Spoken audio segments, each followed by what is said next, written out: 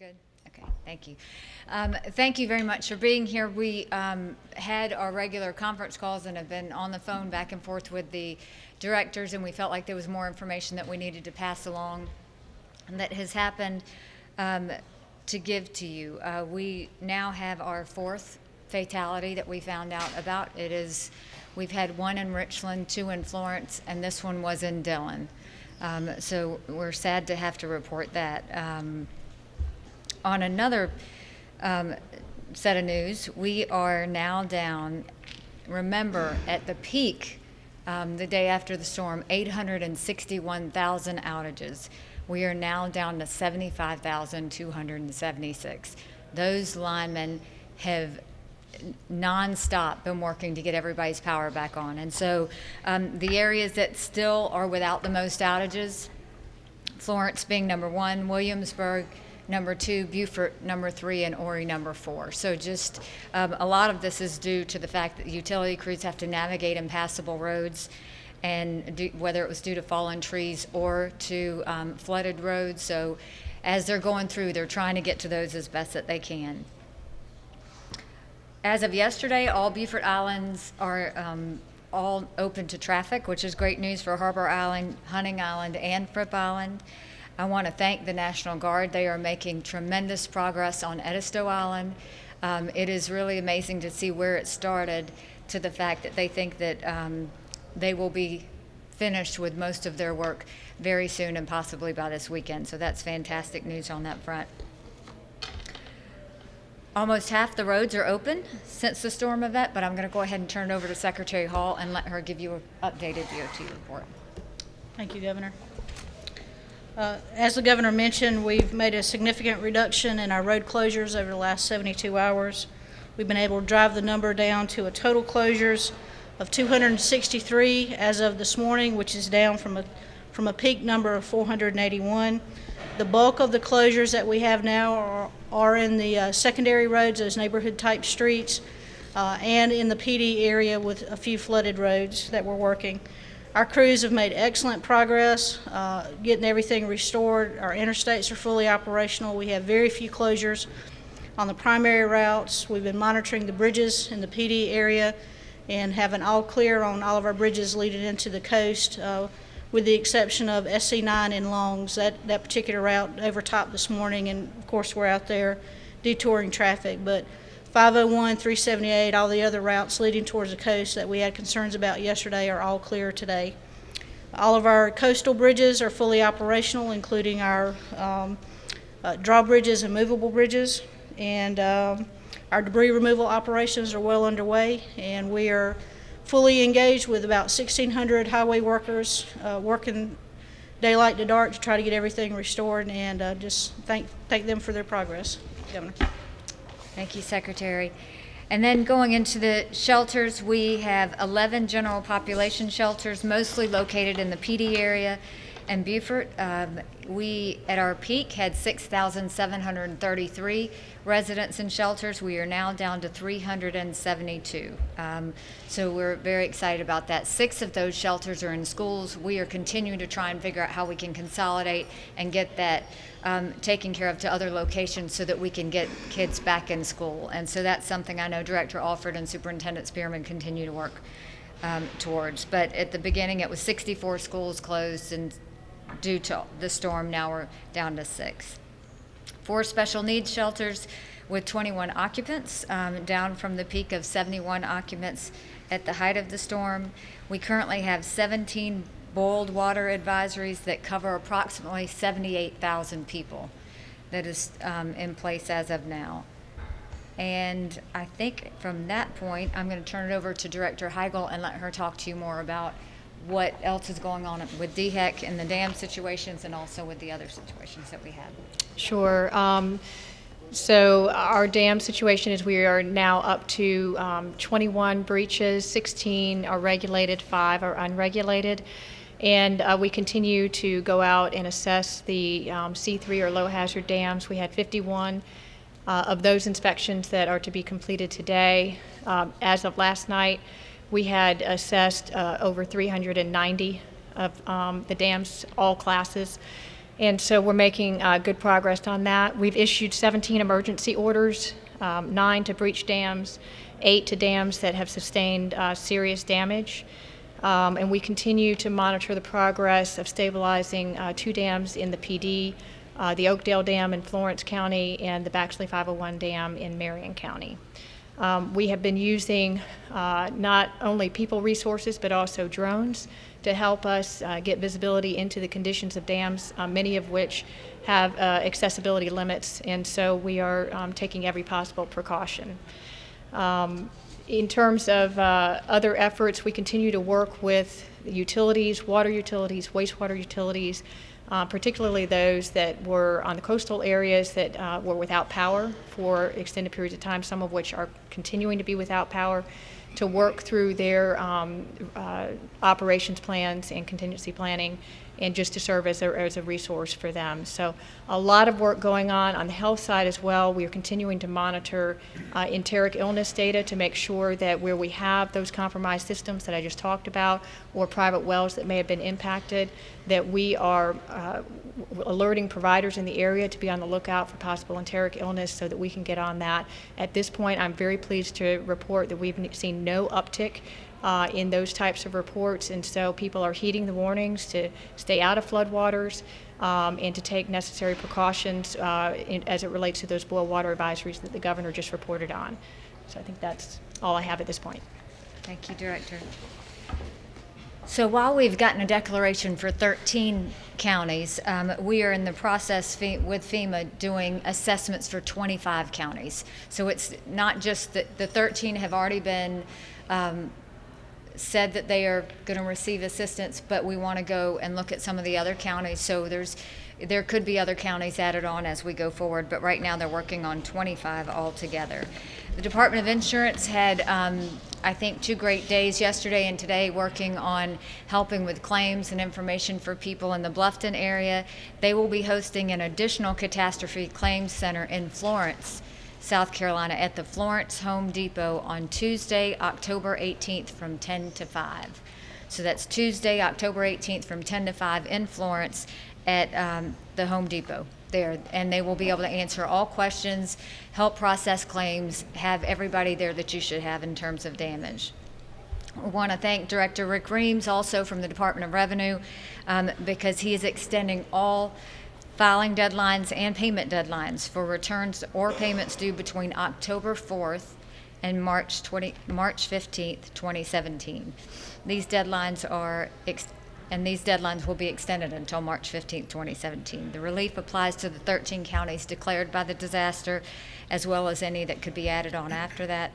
Taxpayers residing in these counties get this relief, as well as taxpayers who have businesses, records, or tax preparers in those counties will also get those extensions. I now want to turn it over to just the status of where we are with our river situation, because as I said, this was going from a hurricane situation to a flood situation. So I'm going to have Director Taylor as well as Chief Keel give reports.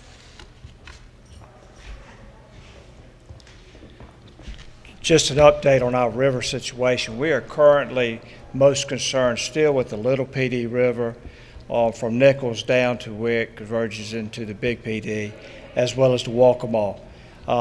We're happy to say that the Little PD on the upper ranges has crested and beginning to fall. That's good news, especially for those in the town of Nichols, but we're continuing to monitor that downstream. Chief Keel, SLED, and I both have, and other state law enforcement we have boats and our personnel in the water for search and rescue still, as well as security for those landowners, those homeowners along those waterways. We're shifting some of our focus now to the Walkamaw River.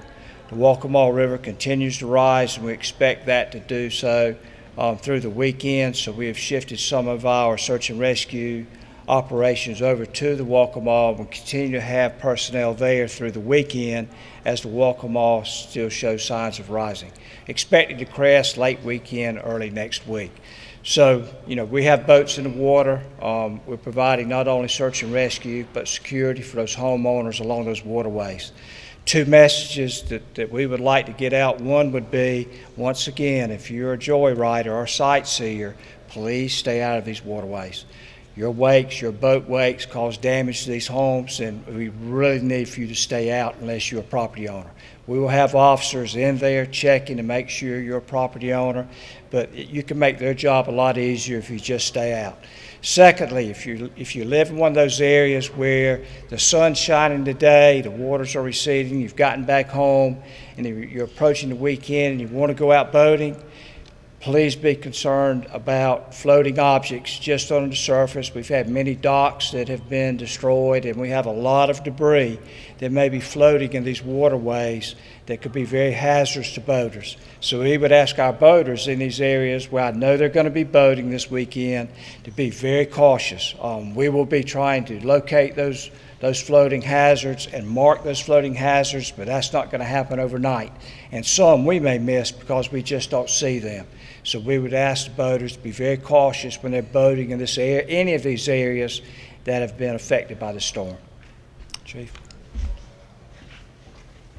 I just give a brief update with regards to the security missions we're currently conducting. There's over 250 state law enforcement personnel, along with about 450 National Guardsmen that are still conducting law enforcement and patrol security missions in these areas. The counties that are affected most would be Beaufort, Colleton is where we have a large majority of those folks, and also Horry, Marion, Georgetown, and Dillon counties is where the majority of these resources are currently working. We still have folks working in the Walterboro area again, along with South Carolina National Guardsmen, SLED, DNR, Triple P, SCDC, are working in these areas for, again, security and reentry missions, especially along Edisto Beach, Edisto Island. We have we have folks that are working the security missions in Hilton Head. We had 16 pre-planned security zones that we're working at the beginning of the storm and after the storm, and those are down to 3 currently. We're still working 2 shelters there, but 1 is expected to close this afternoon. On the northern end of the state, again, the Horry County, Marion, and Georgetown areas, as the Colonel said, we have a number of patrols in the PD and Waccamaw River. They are supported by aviation assets from SLED that are providing both search and rescue mission and also patrol mission both day and night, so that we've got eyes on these locations that people have evacuated to try and prevent folks from going in there and looting these folks' homes who's already devastated by this flood. That's the end of my report. Okay, thank you, Chief. Yes, sir. One additional point I'd like to make, we are still monitoring the Edisto and the Black River as well, and we do have boating patrols in there, so to mainly make sure we protect people's property. And there still may be 1 or 2 that may want to get out because they've been in their houses for a period of time, but we still are also have assets in the Black and Edisto River as well. Thank you. Okay, now it gets to the time where, first of all, I'm going to keep stressing this because it's so important. We have thousands of linemen out there. We've got lots of law enforcement. Our Guard members are all over giving support. Every law enforcement agency is doing the best they can. Our DOT crews, please thank them when you see them because they've gone without a lot of sleep. We know of one trooper alone that has basically, he went and got pre-positioned as we requested before the storm hit. And after the storm hit, his house was damaged. His wife, his mother-in-law, and his 2 children were in the house, so they have had to evacuate. He kept working while they were having to deal with that. There are a lot of stories like that. And just understand that while they're out there trying to save and get you back into your home, they are going through their own challenges in that same way. And so we want to just give them the utmost respect and gratitude as we can. There are a few assistance numbers that I want to give out because they're starting to become more important as we go forward. Any residents who need assistance with cleaning out the mud, the muck, or debris can call the Crisis Cleanup Hotline, and that's 1-800-451-1954. 1-800-451-1954. 1954, and that's for any assistance with cleaning out any of the mud, muck, and grime that you might have, as well as trees and debris. They will be there. Any help that you might need with food, clothing, and sheltering, you should dial 211, and they will make sure that they get you that information or tell you where that information is best stored. We have had an outpouring, which doesn't surprise me, from South Carolina, of people who want to help those that were challenged. Many people who received a lot of blessings understand there's a lot of people who are challenged without clothes, without food, and all of those things. All of our voluntary organizations have been great, but if you want to donate monetarily, we'd ask you to donate to the 1SC Fund, which will help our most challenged residents get back into their homes and get back into their homes safely. Citizens can donate by visiting www.onescfund.org. So all spelled out, onescfund.org for that help. For citizens who wish to donate goods or donate other items, you can go to www.volunteersc.org or call 1-888-585-9643 to help the local profits in your area. So again, volunteersc.org is the best place to go for that. So as you see, we have made a lot of progress.